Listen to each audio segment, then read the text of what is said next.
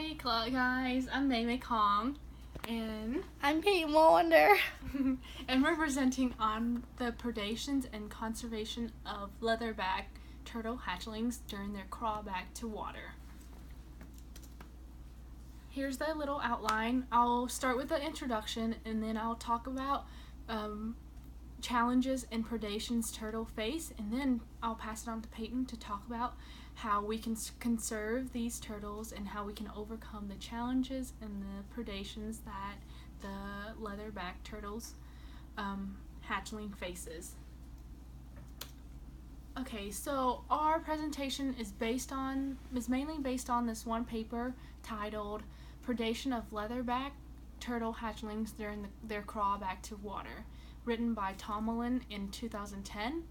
So turtles lay eggs on tropical and subtropical beaches along the coast, and after they hatch, it takes them about 34 minutes to reach the ocean. However, within these 40 minutes, they face a lot of challenges and predations. Some types of predations they face are because they are eaten. For example, 12% are eaten by animals such as the ghost crabs, and that's their main predator. Another example is the nocturnal birds, who are active at night, while the turtles are also active in crawling back into water at night. The third type of predators that eat turtles are the crested caras, which are active during the day, so they come out and eat the turtles when around sunrise. Also, turtles have a potential to die. 5% of them have a potential to die from debris and trash that are left on the beach, and also vegetations. And 5% also includes the turtles that are turned over and cannot flip back over to reach the beach. However, 85% reach the water and survive. So other challenges that the turtles face during their crawl back to water is the presence of artificial lightning and the coastal armor presence on beach, and the beach activities that occurs because of human. First off, the artificial lightning is a challenge that turtles face.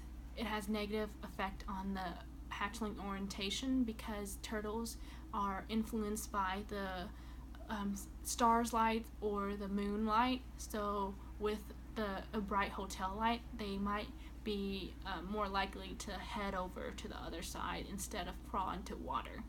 And this is a challenge because they can dehydrate because it increases their exposure time on land, which also increases their exposure time to predators. The second challenge that turtles face are coastal armors, and coastal armors are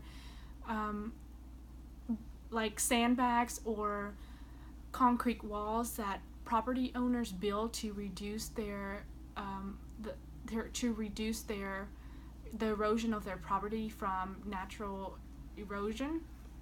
And for example, in Florida, 90% of all sea turtles nest there. However, 40% of these areas are classified as critically eroding because of the natural landscapes that are messing up that have to do with human influence, like building walls or putting sandbags, as you see in the pictures. The third challenges that hatchling turtles face are the beach activities caused by humans. Nighttime human activities especially disturb female nesting because females are more likely to not come onto land if there's a lot of human activities and noise and light. Beach activities also include beach furniture, leaving chairs and umbrellas out and trap the turtles, and also the mothers that come onto land and reduce their time. It makes it an obstacle for them to get back into water. Another beach activity is beach driving. Beach driving puts a dent in the land, and sometimes it crushes the hatchling, or sometimes it just makes a cave inside, makes a cave with like a concave ditch, so it prevents the little hatchlings from crawling back into water properly. So I'll pass it on to Peyton, and she's going to talk about how we can conserve these turtles and these hatchlings. And here, we'll switch. Sorry. Okay. So, the hawksbill, Kim's Riley, leatherback populations of green sea turtles, which are along Florida and the Pacific coast of Mexico, and breeding populations of olive ridleys, which are on the Pacific coast of Mexico, are listed as endangered, meaning they're very, very close to extinction. Whereas the loggerhead green, except populations I previously listed in olive ridley sea turtles, are listed as threatened, meaning they're not close to it. They're not as close to it, extinct as endangered. However, they're on that path. So, the first major threat to sea turtles is fishing. So, global estimates of annual capture, injury, and mortality are 1,500,000 turtles of all species are killed in shrimp trawls. More than 200,000 loggerheads and 50,000 leatherbacks are captured, injured, or killed by long lines, and a large number of all species drown due to fishing nets. So how can we fix this? Well, one way that we are trying to fix this is the Turtle Excluder Device, or TED, and this was established in 1989. And this is a device on fishing nets which allows turtles to escape the net so they aren't trapped and they don't drown or get suffocated in the net. And this is mandatory on all fishing nets that are in areas where there are large amounts of sea turtle populations. And as you can see in this picture, this is an example of how the turtle can escape the net.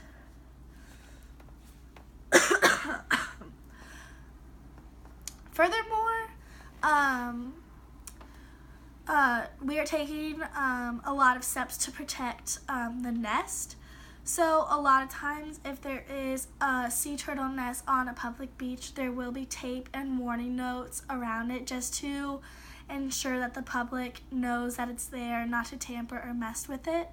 And furthermore, a lot of times screens are placed over the nest to keep land animals out of the eggs so they won't eat or again disturb the eggs. And a lot of times if the eggs are in an area that biologists believe that the hatchlings will have a hard time to reach the ocean, they will actually relocate those eggs. So if there's a landmark or a lot of chairs or whatever it may be that are in the way of the nest from the ocean, they'll relocate those eggs so the hatchlings have a better chance of reaching the ocean. As May mentioned earlier, beach lighting is a huge problem because hatchlings tend to follow that.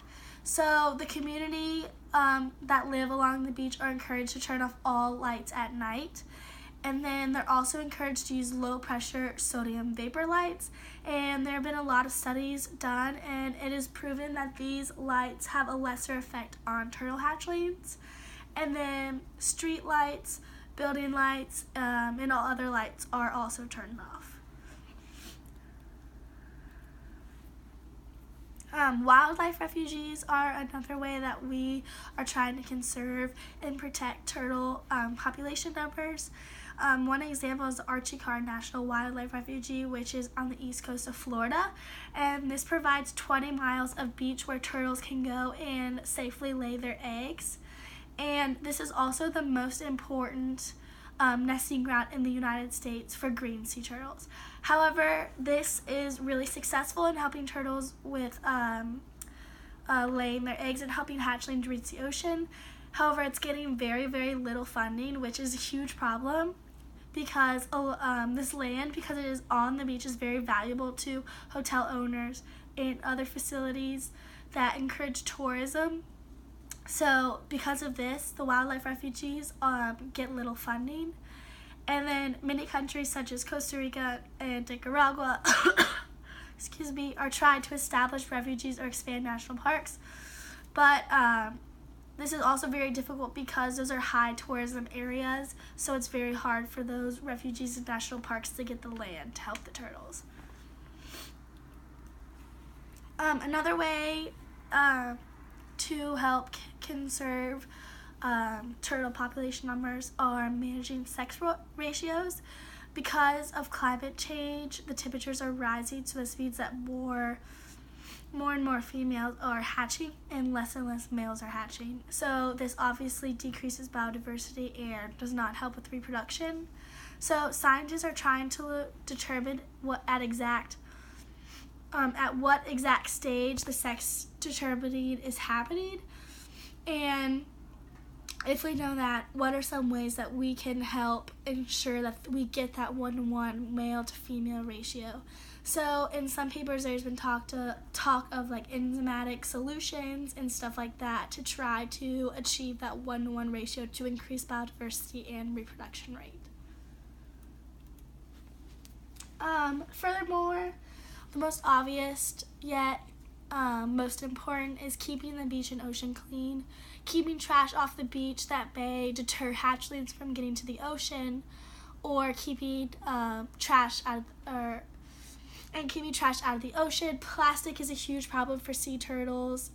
They ingest it and it gets caught in their shells. And everyone's probably seen that really awful Facebook video of the people pulling the plastic out of the turtle's nostril, and it's bleeding and it's really terrible and you want to cry. So that's really awful. And then keeping toxins out of the ocean, like managing oil spills, which happened a few years ago, which was really devastating for our environment and turtle population numbers.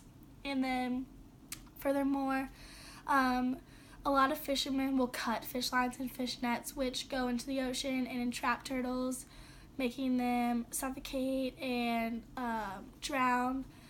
So just keeping all of this out of the ocean will definitely help decrease the amount of deaths of turtles due to trash and pollution. And this is one of our sources. And if you have any questions, please email us. And thank you so much for your time. And we're so sorry we missed class and that I was sick. Thank you. Thank you. Thanks for watching. See you in class. Bye.